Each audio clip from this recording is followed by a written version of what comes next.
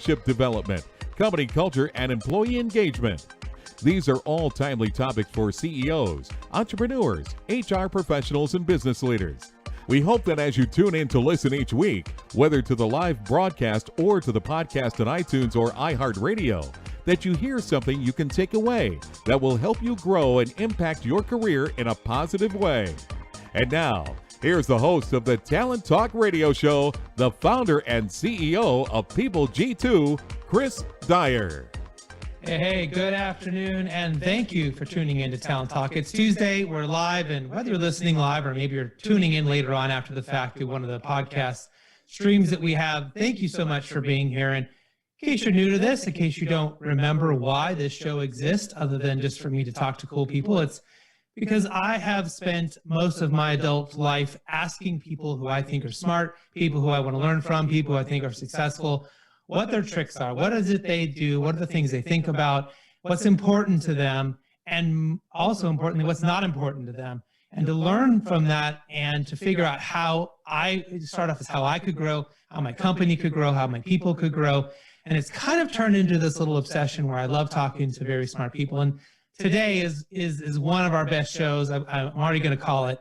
I have two people that I've learned so much from. Unless they don't show up or just start speaking into the language I don't understand, I think it's going to be a great show. So, a lot of these stories were put in my first book, The Power of Company Culture. You can get that wherever you buy books online. And a lot of the stories that we've really accumulated over the last couple of years will go into the new book, Remote Work, which is on pre-sale on Amazon as well. Now, Talent Talk is live every Tuesday at 1 p.m. Pacific Standard Time. But as I mentioned, most of you have 2 or 3 million downloads last year through iHeartRadio, through iTunes, through Stitcher, through Spotify. So wherever you like to listen to your podcast, please don't forget to subscribe so that you never miss a show. Now, we do love live tweeting as well. So Angela, my social media guru, she'll be posting the best one-liners, links to books and profiles. So at PeopleG2 on Twitter, or you can follow that hashtag Talent Talk to make sure that you can, if you're not somewhere where you can write things down, we're going to write it down for you. All right, my guest today on the show, we have the keynote and best-selling author and internationally top-ranked conference keynoter, David Marquet of the Intent-Based Leadership International. And then we're going to bring on Kim Shepard, who I co-wrote my book with, Remote Work. And after the commercial break, and as it should be probably noted a few times, Kim was actually my very first guest when I started this podcast many, many years ago. So we're looking forward to catching up with her. Well, let's go ahead and bring David into the show. Welcome back, sir. Hey, Chris, how you doing? And yeah, conference keynoter, how's that going? I haven't gotten on an airplane. It's coming up on 365 days. Yeah, it's been a year for me. But I did 70 trainings and keynotes virtually since COVID. So both fun because I got to do more, but also totally depressing because I was stuck in my office. Yeah. So, yeah. Well, why don't you tell everyone a little bit about you? If they don't know who you are, if they've been living under a rock, what's important for them to know about you and your books and the work that you do? Yeah, so my quote claim to fame was I was a submarine commander who didn't know much about his own submarine. And the way I got there was because I was an expert, and I moved up to the ranks in the Navy, and they said, oh, you're going to be a submarine commander. Of course, I was very excited. For 12 months, I was prepared for one ship, and the very last minute, they said, no, you're going to go to the Santa Fe, and the Santa Fe had the double problems of the worst morale and the worst performance, and the captain had just quit. So they needed a captain post haste, and but I was like, yeah, but I've never been on that kind of. It's not what I'm trying. They go, yeah, you'll be fine. And so I go out there, and I realized very quickly that my paradigm of leadership, which is the job of the leaders to make decisions, tell people what to do, and get them to do it. That was why I was being promoted, and I had a lot emotionally invested in that way of talking to people and how I visualize myself as a leader. It's not going to work. And I gave a bad order. Typically, when that happens, your head goes, oh, bad order, solution, give better orders. But when it's a whole nuclear submarine that you don't know, that's not a feasible solution. And so it's like, oh, bad order, solution, don't give orders. Don't be the person giving orders. Create a team that doesn't need you to ever give an order. And that was the bargain that we struck up. And it was unlike anything that I'd ever experienced, but it was so amazingly powerful. It was de-stressing for me in some ways. It was stressful in some other ways, but it was amazingly relieving for the team. And we just did it all through language. We didn't preach empowerment. We just said, hey, why don't you say it this way? And we started tweaking the language in all these different ways. And it seemed really minor. And people, when they visit the submarine, it's like, seems kind of the same, but it seems totally different. And so I've become this sort of annoying zealot about the power of language. Well, what's really fascinating is that, you could have just in one single moment been on that ship you intended and probably continued down your typical leadership style, right? And here this crazy thing happened for whatever reason with circumstances you could have never controlled. And here you are on a ship that's so totally different. I don't know if you would call it as different as maybe knowing everything you need to know about a Harley Davidson, and next thing you know, you're in a Ferrari, right? And so they're totally different things. And not only that, you're driving a Ferrari that if you'd make the wrong move could explode and, kill everyone, right? I mean, this is not the normal mistake-based fear we have. And, if I make a mistake in my job right now, I'm probably not going to kill anybody. No one's shooting at us right now. Right. Yeah. Right. So you come with a different level of pressure, which I think really adds. And I have a lot of people who ask me this question because they're in environments, they're in companies where making a mistake will cost lives. So there's so much pressure there. It's not like, geez, I sent someone the wrong proposal, right? Or I didn't answer this question correctly to a client. I mean, these are different settings. But I guess what I really love, it was Turn the Ship Around. And as you mentioned, the Santa Fe was the star of that book. And I think it was a great redemption story. And then in your new book, El Faro was the star. Leadership is Language. Yeah. And so 2 ships, 2 stories, and yet for that ship, not such a happy ending. Where leader, I think you did a wonderful job of kind of giving us 2 paths on the same kind of a story, but a different outcome. Maybe you could tell everyone a little bit about what is this language? What is intent-based language? What is this, how do we sort of start to think about this in the real world for us? Okay, so you guys all need to realize I was a math geek and an engineer. And so the way I think about language is it's kind of formulaic. And my question was, are there structural patterns in the language of teens that are fragile and make mistakes, things like airplane accidents or Deepwater Horizon or people die, that kind of thing, versus teams that are adaptive and resilient and have natural error correcting tendencies. My hypothesis was there was, but I didn't know what those patterns would be. And so we started collecting all these transcripts of teams. The key is to have a transcript, not a summary or a description of the meeting, but the actual words that were said. So for example, we found 2 patterns. Number 1, and this is where the El Faro comes in. Which is, since ships also have black boxes like airplanes, but they're typically longer, there's more people involved. So the El Faro, there's a 500-page transcript. Now, El Faro, I'll tell you the 2 things in a second, but the El Faro left the coast of Florida in 2015, hurricane season. Hurricane was coming. They knew it. They sailed into it. They sank. They all died. 33 people, bodies never recovered. Fortunately, we got the black box so we can learn from their mistakes. And people over and over again kind of have this, well, I would never make that mistake. Dude, if you're thinking that, be careful. These are well-meaning, highly professional, highly trained people wanting to they didn't want to die, trust me on this one. And so what happens is, so we analyzed all these transcripts. We came up with 2 patterns. And pattern number 1 is that the number of words that people say is typically proportional to their salary.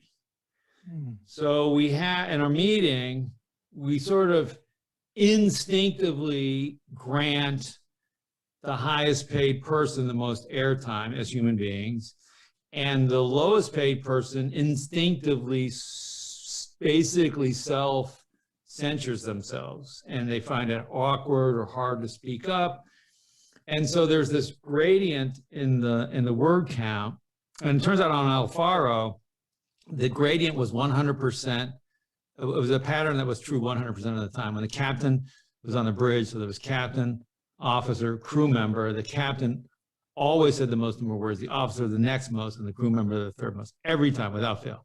So the problem is this is a fragile pattern. The reason it's a fragile pattern is because we don't know what everybody knows. We know what the quote captain knows or the CEO knows, but that piece of information that the quote junior people know isn't coming out on the table.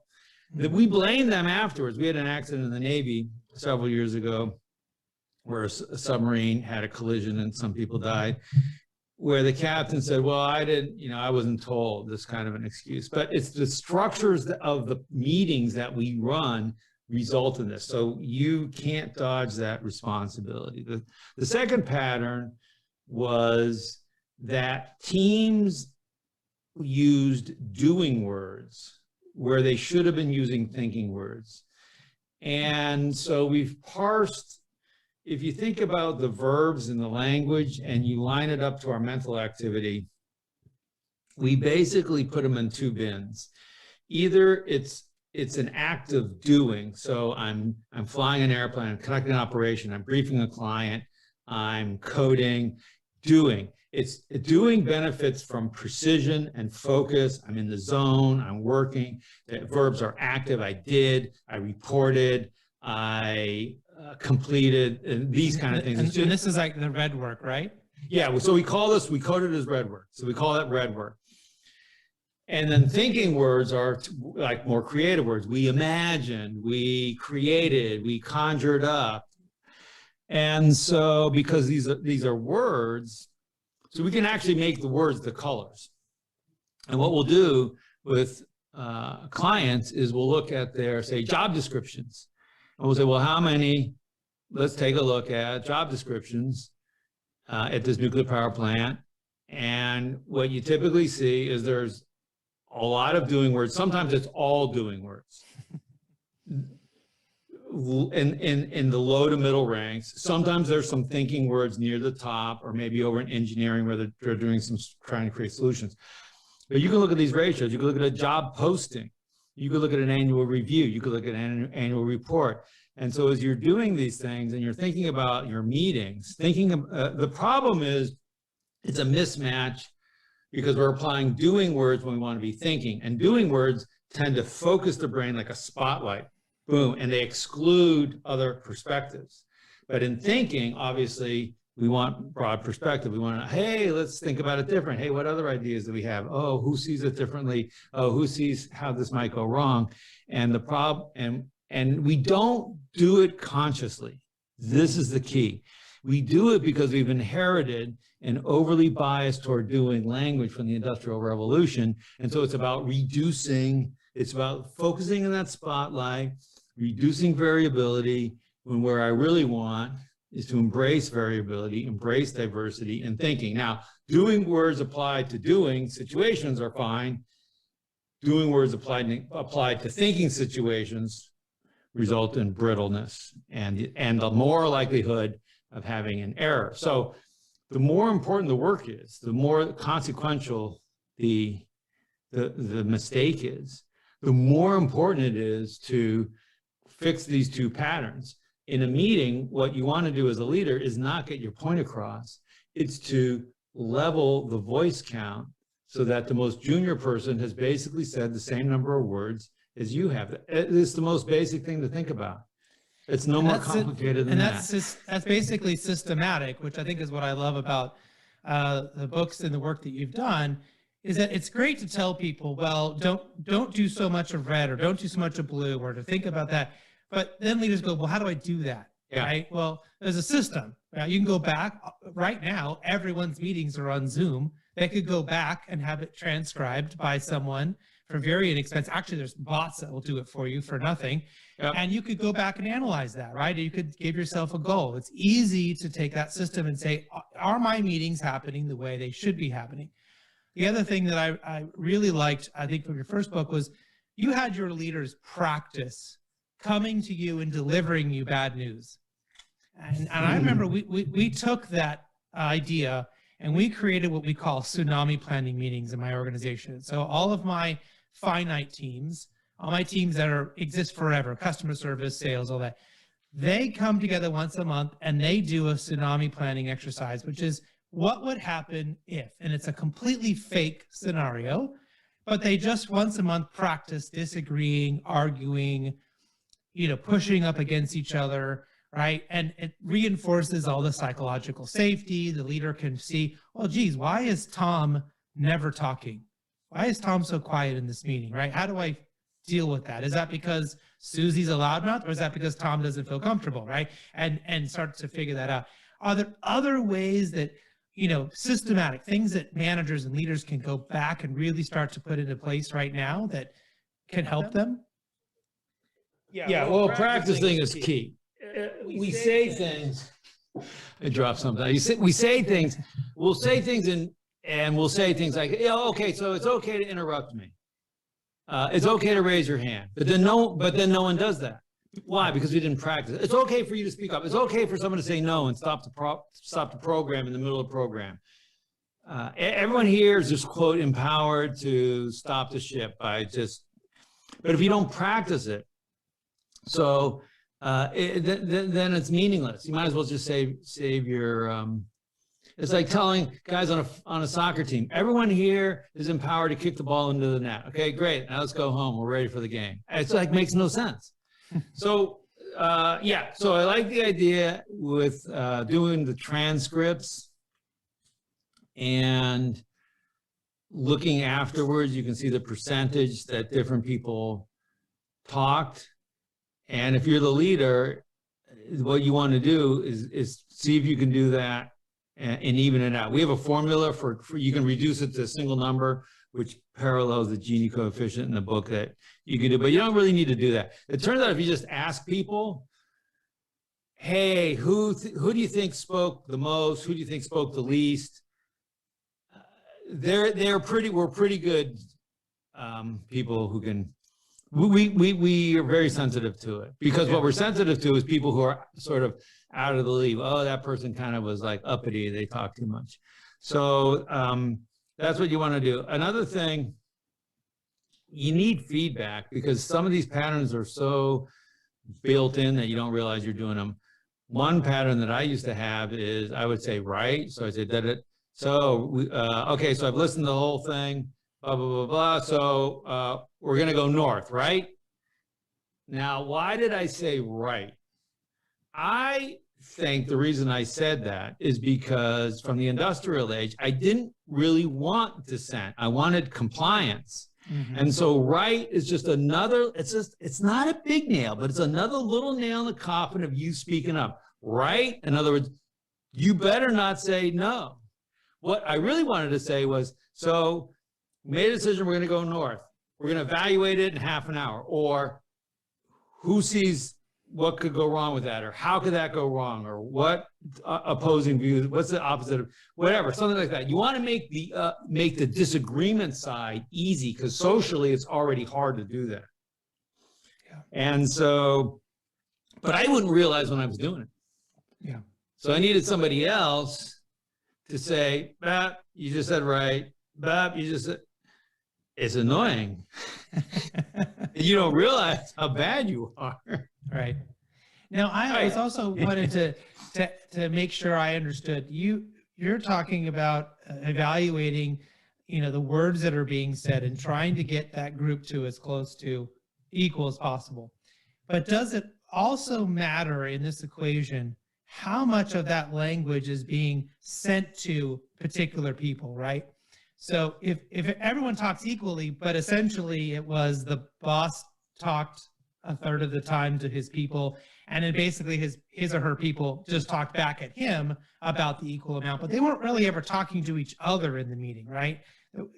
I find that crosstalk between equals to be something that needs to be happening. Like, I don't always want it sent to me so that I have to interpret it and send it back. Like, I'm okay if all of a sudden they start talking sideways and we got to stop and listen to them because now they've picked up on something, right?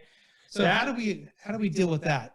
Well, that's really good. And on the submarine, I was the node. Like, everything came up to me, and like from engineering up that channel, and then went from me down to operations. I said, well, why don't you just talk to the operations officer? And so in meetings, it's as simple as this. Where are your eyes? Imagine we're not doing Zoom, but we're sitting around the table. And I would just look at people. If they're all looking at me, that's wrong. I would always say, talk to each other. So I would say, okay, we're all going to give it's an weekly ops meeting. I was going to give an update. They would all look at me. Captain, here's blah, blah, blah. I was like, stop. Talk to the team. Talk to each other. Do not look at anyone but me. And those are the kind of patterns that then make it the $1 Trillion Coach, the book by Eric Schmidt and the guys at Google about Bill Campbell and what he did out there in Silicon Valley. And one of the things that Coach Campbell said to one of them was, stop worrying about making your boss happy. If your peers think you're doing a good job, then you're in good shape. Right. So it's that peer-to-peer connect. And and this is advice I wish I had done better with when I was in the Navy. Submarine commanders were the worst. First of all, we're all sort of isolated in our own little ship, and I was worried about not dying myself, that kind of thing. But I could have done a better job with my peers, connecting with the peers, just that kind of thing. I don't know how I learned it, but or why I learned it at such a young age, but I remember watching some college play or something that was Death of a Salesman, and that Willie Loman character just wanted to be liked. And I remember going, he's doing it wrong. You're not supposed to want everyone to like you. You're supposed to do work that people will respect you, right? If you work for respect and not to be liked, there's such a small change, right? Yeah, if you're respected, then people are going to like you too. Everyone wants to be liked. But if you went around just trying to be liked by people, then it just doesn't come out the same way. So yeah, it's that subtle change. Yeah, and the focus is the peer group. Right. Yeah. It's a much larger group much larger group of people to care about, right? And if you can think of an entire group to, I guess, have that respect for you, that's a lot different than just being political with your boss and trying to get that person and brown nosing them or whatever. I mean, that's not a long-term strategy. we see those people and we don't like those people, and we all know that. And so I think that's kind of what Coach Campbell was arguing against. Like, okay, yeah, so your boss thinks you're okay, but everyone else thinks you're a jerk. You're not going to be, doesn't matter. You're not going to be successful. You're never going to be CEO because you just can't be like that. Well, we're almost out of time here. I hope people can check out your books. Your latest one, Leadership is Language, I think it was fantastic. And if anyone enjoys listening to books, I do suggest both of them on Audible, because you do a great job of telling the stories. Some authors do and some authors don't. In this case, you do a great job of narrating it. I think it's fun to hear you talk through it. So how can people find out more about you and your work? What's the best way for them to do that? Yeah, David Marquet. I think the best thing to do is go on YouTube and type in Leadership Nudges. So we put out Leadership Nudges. These are like 1 to 2 to maybe 3 minutes, but they're very short videos. And I just take one little tiny thing and I talk about it once or twice a week. And so there are now like 400 of these things on YouTube. So you can just look through there. We got some different playlists. We interview some of our the clients that we work with, and they're telling stories about how it's worked in the workplace and that kind of thing. So that's kind of your just your overview. Of course, we have a website, davidmarquet.com, and our program's called Intent-Based Leadership. So if you Google that, and we try and be pretty active on LinkedIn with the Intent-Based Leadership Institute page on LinkedIn. Oh, fantastic. And those nudges are great. So that's a great place for someone to start. I think you should read the books, but even if you don't have time for that, those easy videos are fun ways to interact with the content. So, David, thank you so much for being on the show, always being a great support, and we'd love to have you come back and keep talking about more whenever you're ready. Cheers, Chris. Thanks, listeners. Be good. Thank you. Thank you. All right, we'll be right back after this quick commercial break and bring in my second guest, Kim Shepard. Imagine buying a newspaper and discovering that the news you're reading is 6 months old. There isn't much that stays the same for 6 months, and the same thing goes for background checks. In a time when so much outdated information is being passed around, it's good to know that People G2 offers something different. At People G2, we provide today's intelligence, not yesterday's news. Our value-added approach offers you a fully FCRA-compliant solution that includes up-to-the-minute information. By combining industry-leading technology with old-school human investigation, People G2 is able to give you information that is accurate right now, delivered quickly through our online system, or integrated with your HR system. So ask yourself, are you comfortable working with old news, or are you ready for a different kind of background check company? Visit peopleg2.com or call 800-630-2880. That's 800-630-2880 or peopleg2.com. Welcome back to the Talent Talk Radio Show. In case you missed my last guest and want to catch him, make sure you subscribe. Go to talenttalkradio.com, Spotify, Stitcher, iTunes, iHeart, wherever you find your podcasts, we're there. You can subscribe and never miss an episode. All right, I am really excited to bring in my next guest. And don't forget, we will be live tweeting as we go along. So follow at PeopleG2 or the hashtag Talent Talk on Twitter. And you can ask a question. You can give us suggestions. You can argue with us. But most importantly, we put all the best one-liners, links to books, and profiles there in case you don't have time to write it down as you're listening. All right, let's go ahead and bring in my next guest. We have a retired CEO and chairwoman, mentor, and co-author with me on my new book, Remote Work, as well as one of my favorite people in the whole world, Kim Shepard. Welcome back to the show. Thank you, Chris. I'm so happy to be here. It's been a while. It has been a while. I think this is maybe your third time on. You were my very first guest ever when I started this podcast. Who knew millions of downloads later we would be here? And so much has happened with you, I think, even since the last time you were on. But what have you been up to? What should people know about you if they don't know who you are and they're listening right now? What should they know about Kim Shepard?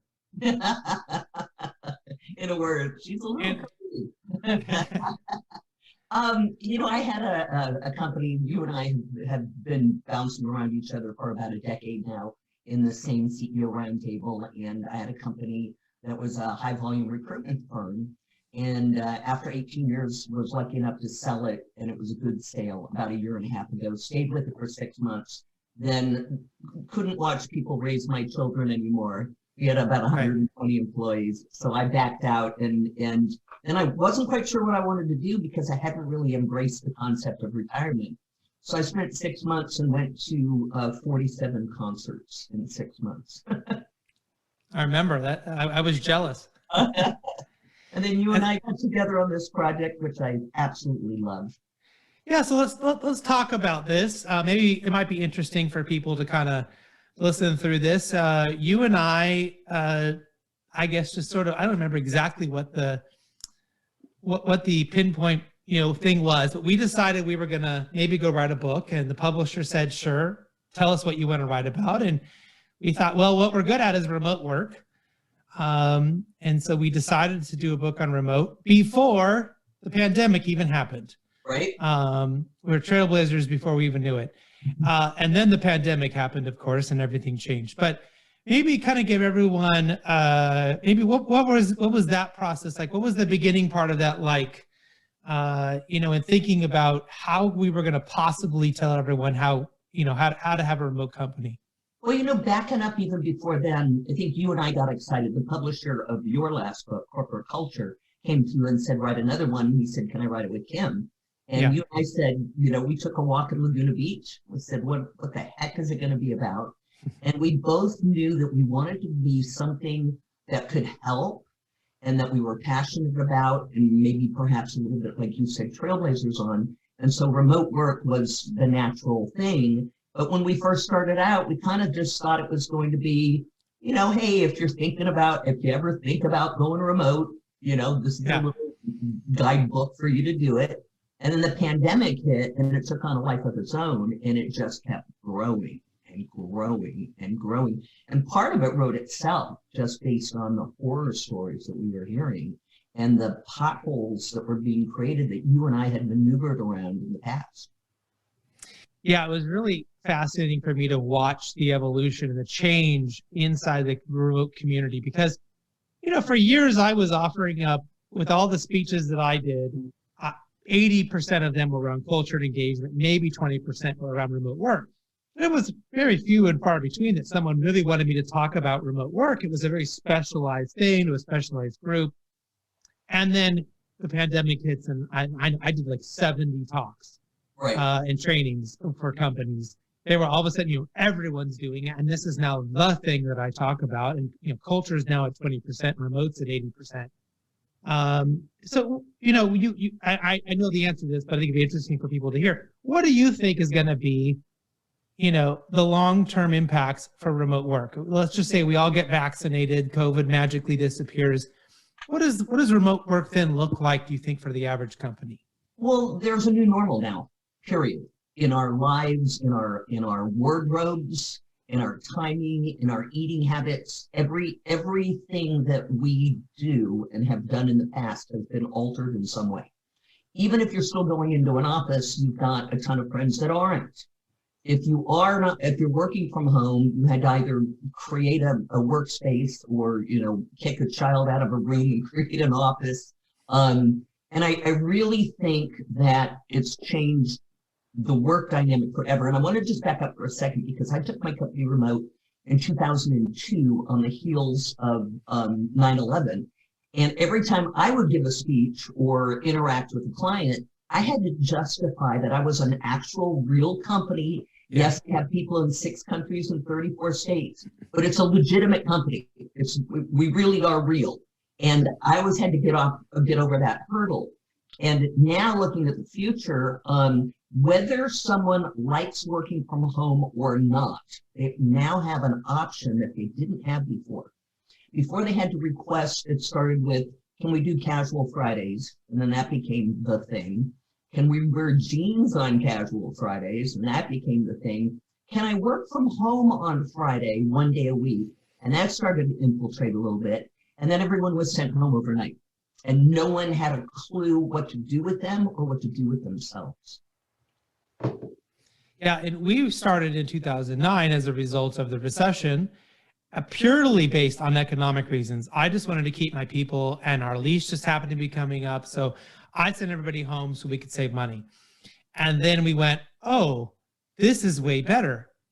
I like working this way. And within 2 weeks of us doing that, every employee had called me and said, whatever gruff I gave you, I'm so sorry. This is the best thing we've ever done. I love working from home. And for a while, I thought, well, maybe that's just our type of work. Maybe that's just how we are, that we liked working this way. But I know that my people and me especially, I love my deep focus time. I love not being interrupted. I love eliminating all the stupid, every time someone walked by my office, they wanted to chit chat. Sure. I don't even know if they really wanted to chit chat, but I was the boss and they felt like they had to chit chat because they were walking by my office. Oh, how's the kids? What's it? I spent half of my day chit chatting about things I could care less about and that my employees probably cared less about. Send us home. Now we have real conversations when we need to have them, and then I leave them alone to get their work done in a meaningful way. That no commutes and no traffic and no gas and none of that stuff, right? They get to eat healthy food because they're at home. They're not getting takeout. There's no donuts in the conference room. All of these little things. I think that's what's going to stick for people once COVID goes away and the kids go back to school and some people's spouses or different people in the house maybe go back somewhat, right? And now they can actually think. They're not being a part-time teacher and a part-time employee. They're being a full-time employee and their kids are at school or whatever. They're going to find that this is pretty awesome. Well, what it did, Chris, is it took away dilemmas that have been large dilemmas in our life. For the past 30 years, we've been questing for work-life balance.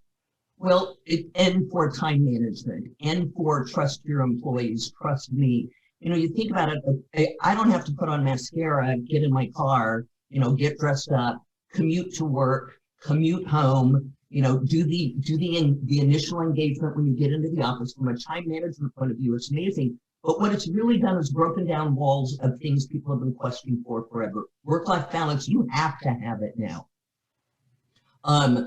Being trusted, they have to trust you now.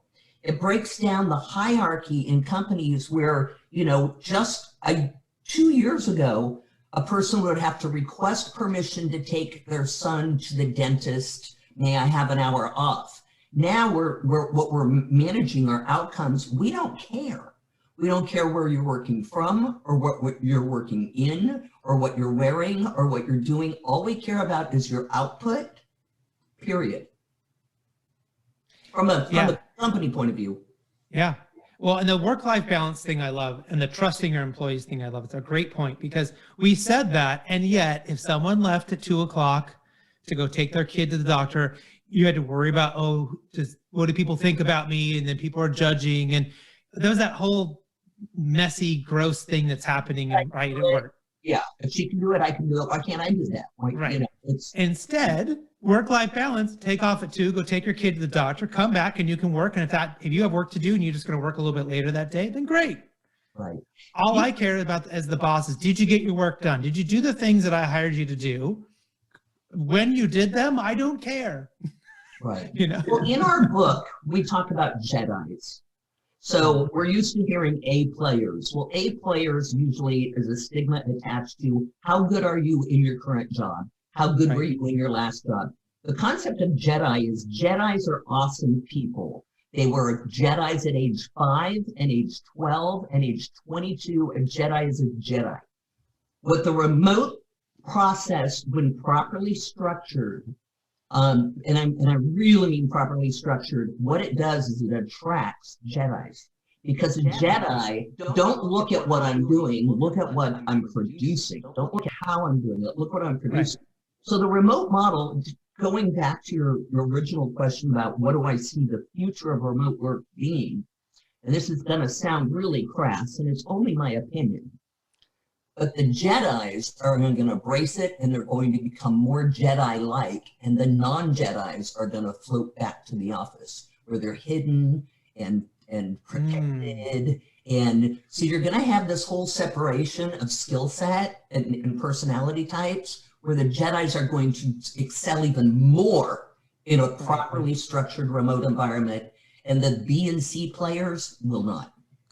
And maybe even worse is, for a lot of companies, the Jedi may go to the employer who will allow them that situation. Yeah. And the employers that only want their people in the office and won't give them that flexibility, they're only going to be able to attract B and C players. And so companies may crash and burn because the talent they can get is now completely different.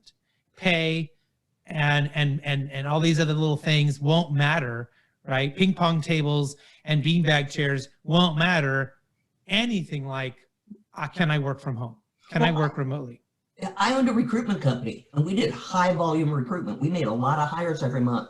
And if I had my company today, the one thing I would be having my recruiters do is stress the remote component and the remote structure.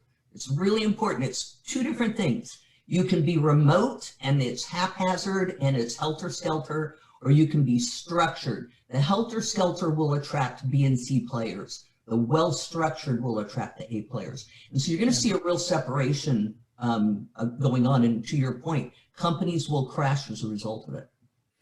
So you and I did a lot of research. We didn't want this book to just be the Kim and Chris, revival of what we did in our companies. We talked to a lot of different thought leaders. We did case studies on organizations that went remote during COVID, and brought in a lot of outside ideas and thoughts so that we could create the right set of, examples that whoever you are, you could decide which thing you wanted to take and to use, and understanding that every remote company is different. But I'm curious, as we went through that process, was there something that you learned that you felt like you didn't know, or that you wish you had known back when you had your company? Well, I'm going to answer it in two different ways. because the first thing, what I really learned is that there's a lot of people out there that have better stories than me. And what I loved is you and I told a lot of stories that were all designed to help people navigate obstacles, get their way out of potholes and things like that. And what we did about midway through the book is we started pulling out our stories and approaching people and say, tell us your story. And as a result of that, we've got a woman, I mean, one of many stories that we have, instead of our story about what we did on a pandemic, we had a woman who is in charge of the recruitment of nurses, the world's largest nurse recruiting company. And she told us the story of how on Monday she sent 125 recruiters home overnight. And on Tuesday, the state of New York called and said, we need 10,000 nurses. Right. And so what I learned is that if I get the premise of a story, but then go out to people and ask their story, they were way more dynamic than mine. And so that was wonderful. The other part of it, on what I learned is I learned that the writing process can be really fun.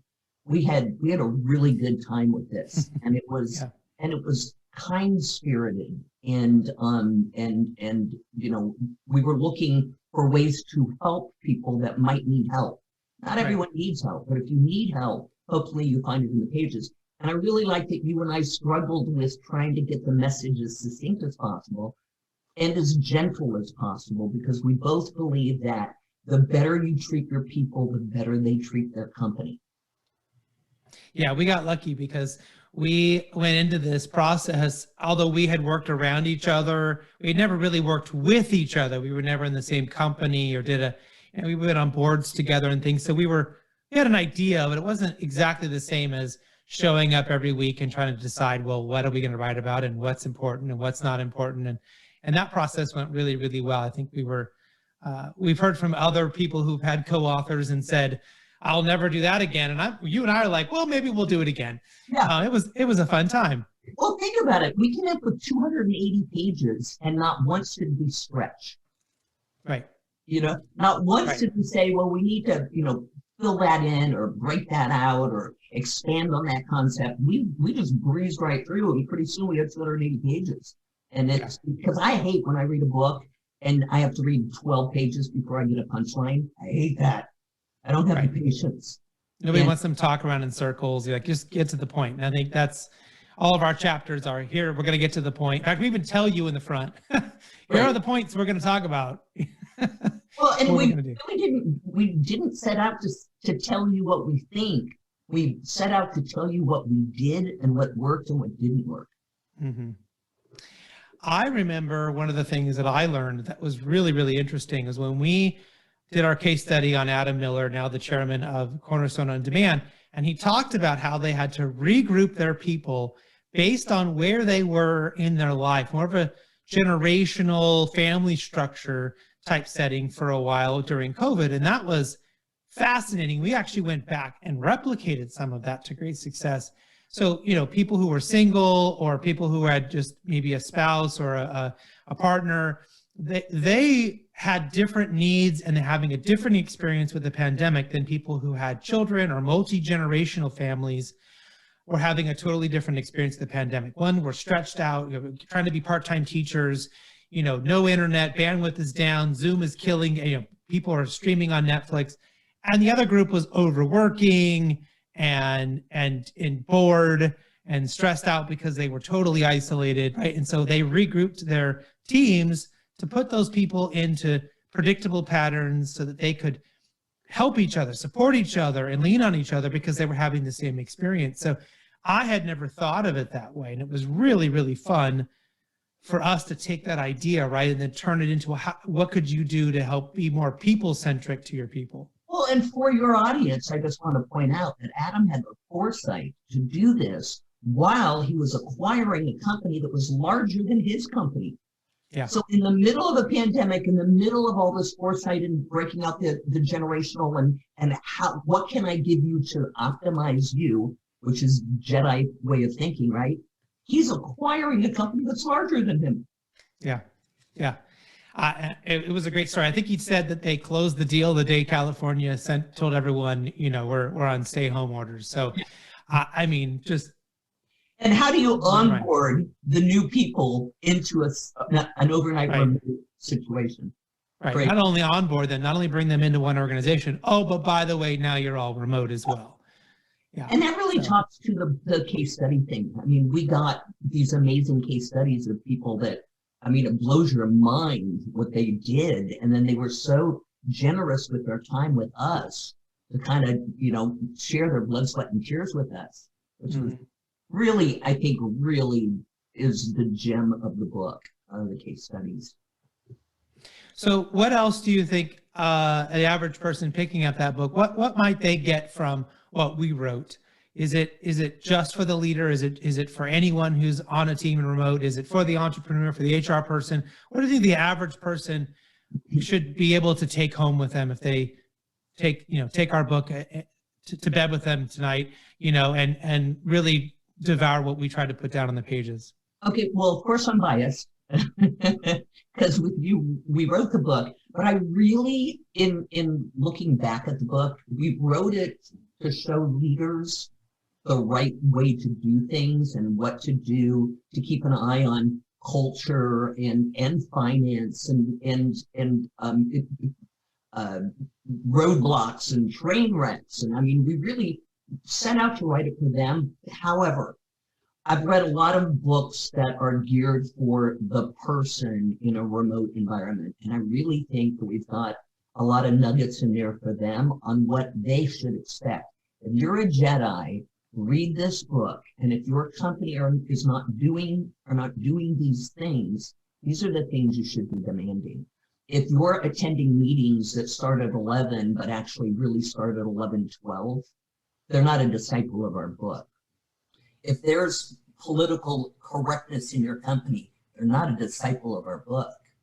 There's just so many things that if I was a Jedi and I picked up that book, that would be my Bible of, if I go looking for a job, you better do these things on communication, appreciation, recognition, retention, recruitment, how they onboard you day one. That's critical. Right.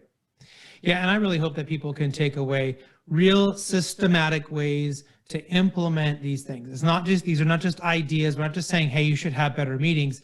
We're telling them exactly how to have better meetings. We're not saying you should have diversity inclusion. We're saying this is how you have diversity of thought. And these are the specific things that you can do. You don't want 5 people in a room all telling you the exact same thing or coming up with the exact same idea or just agreeing with you, right? Our intent was to give everyone a clear roadmap on how to deal with the things because we had to deal with them, right? They were fresh. And then when we went out and talked to other, AMM Healthcare and Cornerstone On Demand and the United States Marine Corps, right, and Buffer, and there are these companies that are doing it all the time. And yes, the Marine Corps does a lot of remote work. That is a big part of what they do. We found. Let me jump in on that. Yeah. Again, illustrating how we pulled ourselves out and pulled in the experts. We got to the section of culture, and we said, who do we know that can talk to culture? And we got the ex-Supreme Commander of Camp Pendleton, the Marine Corps, where people buy into that culture and will give their lives. It's probably the most well-defined culture in the world. And we got the guy telling us about it. Yeah. And I think that's so important because if you can have the real takeaways, then you can have a real intentional outcome at work.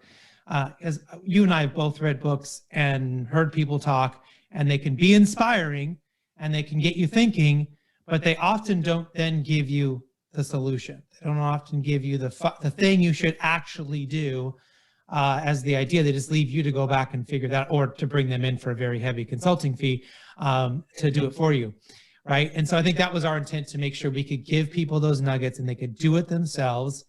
And as a final piece, what I'm really excited about is that we have a Slack community, remote work movement.slack.com. You can go there to request your, to get in there, or you can go to chrisdyer.com/remote work movement and request to get in there. Because what we want is people to come and be a part of the Slack community and for them to share their wins, their losses, what they decided to do, how they changed it, how they tweaked it, interpreted it, and what they came up with, because that's really what our journey, right, is to take, well, it's certainly been my journey to take someone's good idea and just try to make it better. And that's what we want people to do. Take the idea, how do you make it better? How do you iterate it? Yeah, and I think what's nice is there's a lot of books that you read where you're reading them. I'm going to read this book and they're going to tell me what to do. Our book is really written through the eye of the viewer. It's written, as you read it, you're going to take it all personally. And whether you've done these things or not, because it's written to be on the journey with us, not to watch us, not to read that, you're going to highlight stuff, you're not necessarily going to take notes. And what's cool about that is, Chris and I started off, Chris told me a while ago that I was a creator of remote because I had no one to follow at the time. No one was doing it. Chris is the ideator. He took what I did, he morphed it to wrap it, to make it better, to make it suit what he needed from that. And then there's implementers. So there's the creators, the ideators, and the implementers. And what we hope when you read the book is you begin to create, ideate, and implement your own thing off of reading what we did. It's like, no, I'll never be in that situation. However, my goodness, if I take it and do this. And those are the things that we want you to share. And it's really in the spirit of the movie Pay It Forward, which was one of the best movies ever. That, and that's the spirit of what we did with this book. We have learned things. We have gotten black eyes, and chipped teeth in trying to figure out the remote world when nobody really thought it was a good idea. And so we want to pay it forward. So the price of this book is if you jump in and it grabs you, and even as an employee or an employer, you start coming up with ideas that make what we've done better. You got to go to the Slack room and you got to deposit them there so that it becomes a moving door, because 5 years from now, I want what's in Slack to far outpace what Chris and I came up with. Absolutely. So again, you can go to remoteworkmovement.slack.com or chrisdyer.com/remoteworkmovement.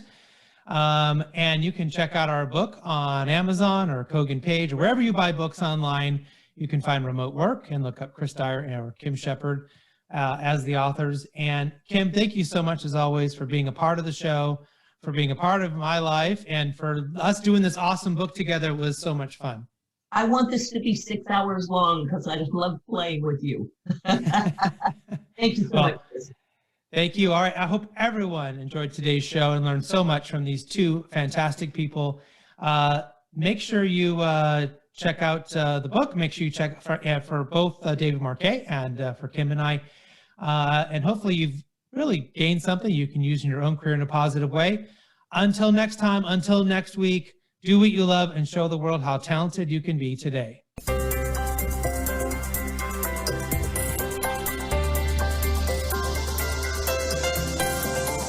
You've been listening to Talent Talk Radio, brought to you by People G2.